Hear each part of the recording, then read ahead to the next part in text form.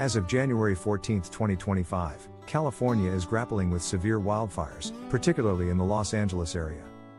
The most significant blazes, the Palisades and Eaton fires, have collectively scorched over 40,500 acres, destroyed more than 12,300 structures, and resulted in at least 24 fatalities. The Palisades fire, the largest of the two, has burned approximately 23,713 acres and is currently 14% contained. The Eaton fire has consumed around 14,117 acres and is 33% contained. A new wildfire, the Auto Fire, has emerged in Ventura County, rapidly burning 56 acres with no containment reported. These fires are exacerbated by strong Santa Ana winds, with gusts reaching up to 70 miles per hour, creating extremely dangerous fire weather conditions and hindering containment efforts.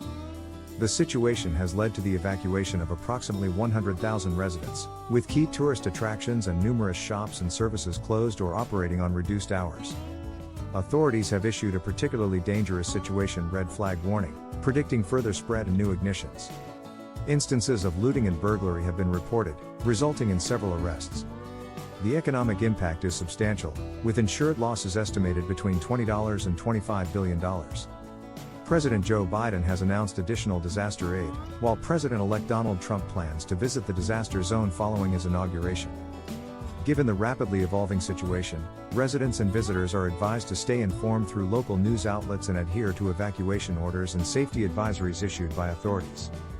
We pray for safety for everyone. Our prayers are for all who have suffered.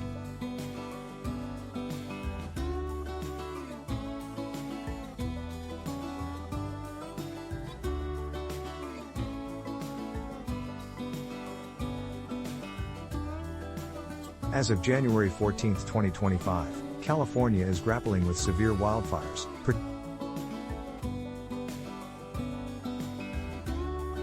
As of January 14, 2025, California is grappling with severe wildfires.